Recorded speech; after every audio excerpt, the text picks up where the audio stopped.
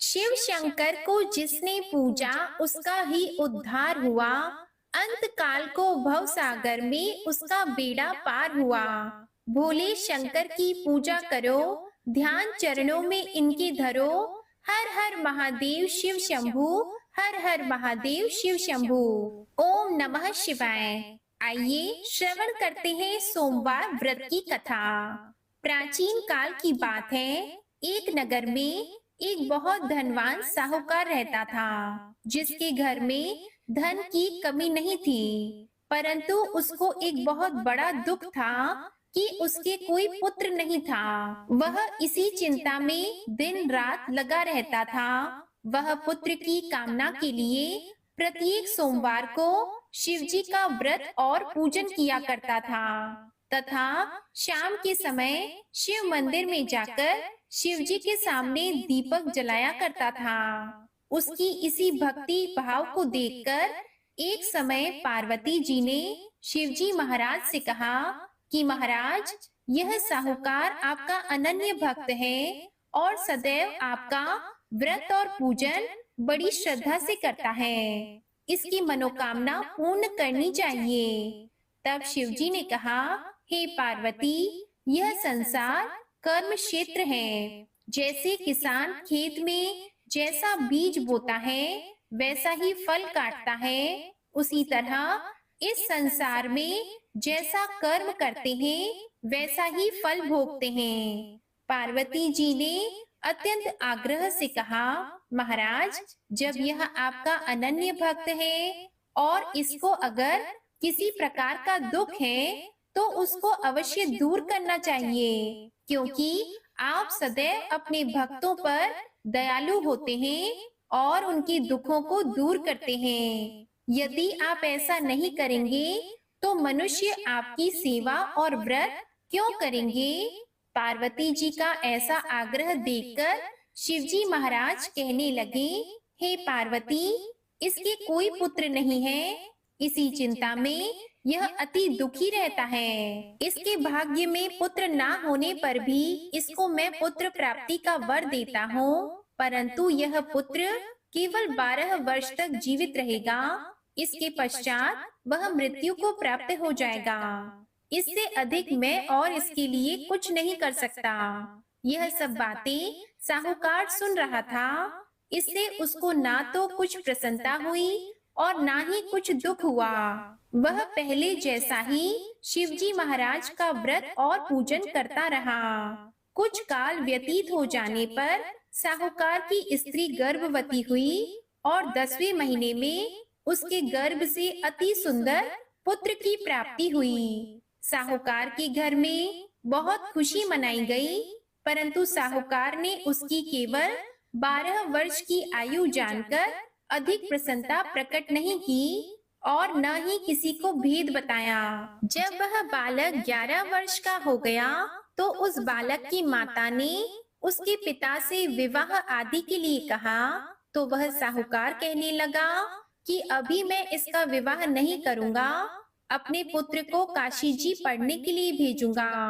फिर साहूकार ने अपने साले अर्थात बालक के मामा को बुलाकर उसको बहुत सा धन देकर कहा, तुम मेरे बालक को काशी जी पढ़ने के लिए ले जाओ और रास्ते में जिस स्थान पर भी जाओ यज्ञ और ब्राह्मणों को भोजन कराते जाओ। वह दोनों मामा भांजे यज्ञ करते और ब्राह्मणों को भोजन कराते जा रहे थे। रास्ते में उनको एक शहर पड़ा।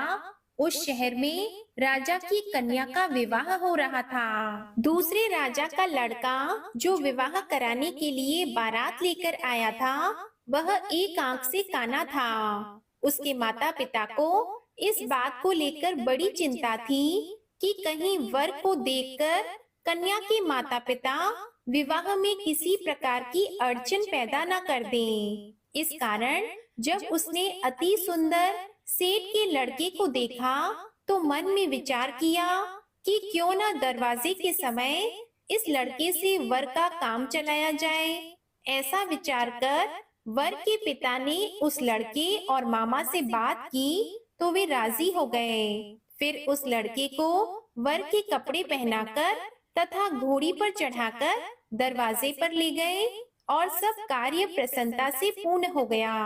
फिर वर के पिता ने सोचा कि यदि विवाह कार्य भी इसी लड़के से करा लिया जाए तो क्या बुराई है। ऐसा विचार कर लड़के और उसके मामा से कहा, यदि आप फेरों का काम और कन्यादान के काम को भी करा दें तो आपकी बड़ी कृपा होगी और मैं इसके बदले में आपको बहुत सा धन दूंगा। तो उन्होंने स्वीकार कर लिया और विवाह कार्य भी बहुत अच्छी तरह से संपन्न हो गया। जिस समय लड़का जाने लगा तो उसने राजकुमारी की चुन्नी के पल्ले पर लिख दिया कि तेरा विवाह तो मेरे साथ हुआ है, परंतु जिस राजकुमार के साथ तुमको भेजेंगे वह एक आंख से काना है और मैं काशी जी पढ़ने जा रहा हूँ। लड़के के जाने के पश्चात उस राजकुमारी ने जब अपनी चुन्नी पर ऐसा लिखा हुआ पाया तो उसने राजकुमार के साथ आने से मना कर दिया और कहा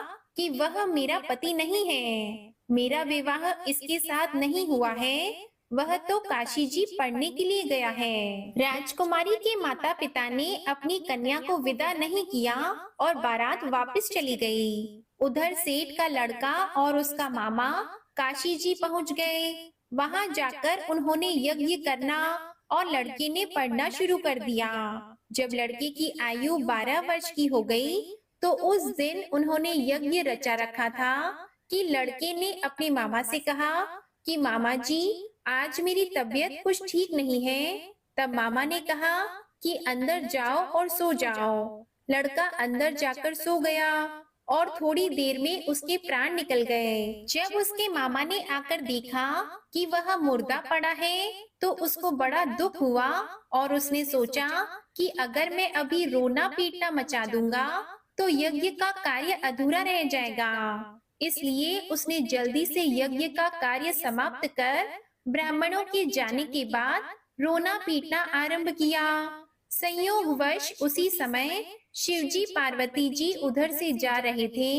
जब उन्होंने जोर जोर से रोने की आवाज सुनी तो पार्वती जी कहने लगी कि महाराज कोई दुखिया रो रहा है, उसके कष्ट को दूर कीजिए। जब शिव पार्वती ने पास जाकर देखा तो वहाँ एक लड़का मुर्दा पड़ा था। पार्वती जी कहने लगी कि महाराज यह तो उसी सेठ का लड़का है जो आपके वरदान से हुआ था। हे महाराज इस बालक को और आयु दीजिए, नहीं तो इसके माता पिता तड़प तड़प कर मर जाएंगे। पार्वती जी के बार बार आग्रह करने पर शिवजी ने उसको जीवन वरदान दिया और शिवजी महाराज की कृपा से लड़का जीवित हो गया। शिवजी और पार्वती जी कैलाश पर्वत पर चले गए। तब वह लड़का और मामा उसी प्रकार यज्ञ करते तथा ब्राह्मणों को भोजन कराते हुए अपने घर की ओर चल पड़े। रास्ते में उसी शहर में आए जहां उसका विवाह हुआ था। वहां पर आकर उन्होंने यज्ञ आरंभ कर दिया तो उस लड़के के ससुर ने उसको पहचान लिया और अपने महल में ले जाकर उसकी बड़ी खातिर की। साथ ही बहुत से दास दासियों सहित आदर पूर्वक लड़की और जमाई को विदा किया। जब वह अपने शहर के निकट आए तो मामा ने कहा कि मैं पहले तुम्हारे घर जाकर खबर कर देता हूँ। जब उस लड़के के मामा घर पहुँचे तो लड़के के माता पिता घर की छत पर बैठे थे और यह प्रण कर रखा था कि यदि हमारा पुत्र सकुशल लौट आएगा तो हम राजी खुशी नीचे आ जाएंगे, नहीं तो छत से गिरकर अपने प्राण खो देंगे। इतने में उस लड़के के मामा ने आकर जब यह समाचार दिया कि आपका पुत्र आ गया है तो उनको विश्वास नहीं हुआ। उसके मामा ने शपथ पूर्वक कहा कि आपका पुत्र अपनी पत्नी के साथ बहुत सारा धन लेकर आया है।